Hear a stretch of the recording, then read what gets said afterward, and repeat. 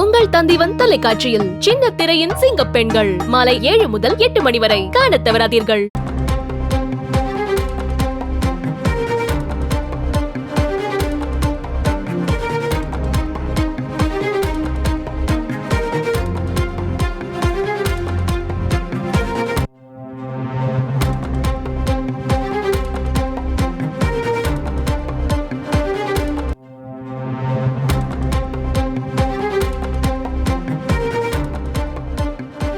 கோவை மாநகராட்சியின் மேயராக இருந்த கல்பனா ராஜினாமா செய்த நிலையில் தற்பொழுது கோவை மாநகராட்சிக்கான திமுக மேயர் வேட்பாளராக ரங்கநாயகி என்பவர் அறிவிக்கப்பட்டிருக்கிறார்.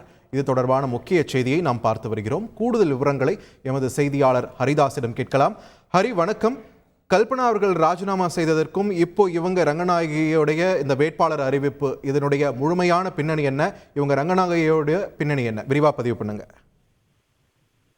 கோவையின் முன்னாள் மேயர் கல்பனா அனந்தகுமார் அவர்கள் ராஜினாமா செய்ததை தொடர்ந்து கோவை மாநகராட்சியின் புதிய மேயர் யார் என்ற கேள்வி பல தரப்பிலிருந்தும் எழுந்து வந்தது. அதற்கு முன்னால் ஏற்கனவே அனுபவம் வாய்ந்த கவுன்சிலராகவும் அதாவது மண்டல தலைவராகவும் இருந்த நபர்களின் பெயர்களும் அடிபட்டு வந்தது. இந்த சூழ்நிலையில புதிதாக கோவை மாநகராட்சிக்கு 29வது வார்டை சேர்ந்த மாமன்ற உறுப்பினர் ரங்கநாயகி தேர்வு செய்யப்பட்டிருக்கார். இந்த 29வது வார்டாகிறது முன்னாள் மேயர், அதாவது முன்னாள் மேயரும் தற்போது கோவை பாராளுமன்ற உறுப்பினராகவும் இருக்கக்கூடிய கணபதி ராஜ்குமார் அவருடைய பகுதிக்குட்பட்ட பகுதியாகும் இந்த 29வது வார்டு. அந்த பகுதியிலிருந்து தற்பொழுது ரங்கநாயகி என்பவர் கோவை மாநகராட்சியின் புதிய மேயராக தேர்ந்தெடுக்கப்பட்டுள்ளார். இதனால் ரங்கநாயகிக்கும் ஏற்கனவே உள்ள அந்த கணபதி தற்போது பாராளுமன்ற உறுப்பினர் கணபதி ராஜ்குமாருக்கும் ஒரு நெருங்கிய பழக்கம் உள்ளது. அதாவது ஒரே பகுதி என்பதால் இவர்களுக்குள் ஒரு ஒற்றுமை இருக்கின்றது. அதன் காரணத்தால் அதாவது கணபதி ராஜ்குமார் அவர்கள் மேயருக்கு தேவையான ஆலோசனைகளையும் அதே போல அடுத்த கட்ட பணிகளையும் எடுத்து கூறுவார் என்றும் அனைத்து தரப்பினர் மத்தியிலும் எதிர்பார்க்கப்பட்டு வந்து இந்த சூழ்நிலையில் தான் தற்பொழுது இவரே மேயர் வேட்பாளராக அறிவிக்கப்பட்டுள்ளார். ஏனென்றால் இதற்கு முன்னர் கோவை கிழக்கு மண்டல தலைவராக உள்ள லட்சுமி இளஞ்செல்வி, அதே போல தெற்கு மண்டல தலைவர் மீனாலோகு உட்பட பல மத்திய மண்டல தலைவர் மீனாலோகு உட்பட பலரும் இந்த மேயர் பதவிக்கான தேர்தலில் பெயர் அடிபட்டு வந்தது. இந்த சூழ்நிலை தற்போது ரங்கநாயகி தேர்ந்தெடுக்கப்பட்டுள்ளார். ரங்கநாயகியை பொறுத்தவரைக்கும் நன்கு படித்தவர், நல்ல திறமையானவர் என்று கூறப்படுகிறது.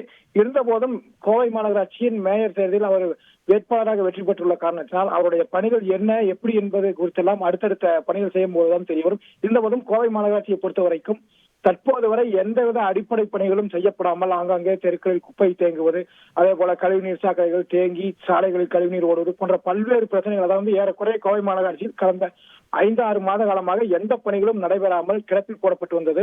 இதனால் கோவை மாநகராட்சியின் பணிச்சுமைகளானது அதிகரித்த வண்ணமே உள்ளது. அனைத்து வார்டுகளிலுமே உள்ள பொதுமக்கள் அந்த மாமன்ற உறுப்பினர்கள் கேள்வி மேல் கேள்வி கேட்டு பிரச்சனைகள் இருந்து வரும் சூழ்நிலையில் தற்பொழுது இவர் மேயராக தேர்ந்தெடுக்கப்பட்டுள்ளார். இவருக்கு பணிச்சுமை என்பது அதிக அளவில் உள்ளது. அவர் வரும் நாட்களில் எவ்வாறு பணியாற்றுகிறார் என்பதை பொறுத்திருந்துதான் பார்க்க வேண்டும். அவருக்கு உறுதுணையாக முன்னாள் மேயரும் தற்பொழுது கோவை பாராளுமன்ற உறுப்பினராக உள்ள கணபதி ராஜ்குமார் இருப்பார் என்பது குறிப்பிடத்தக்கது. நன்றி ஹரிதாஸ், உங்களுடைய விரிவான தகவல்களுக்கு. உங்கள் தந்திவன் தொலைக்காட்சியில் சின்ன திரையின் சிங்கப் பெண்கள் மாலை 7 முதல் 8 மணி வரை காணத் தவறாதீர்கள்.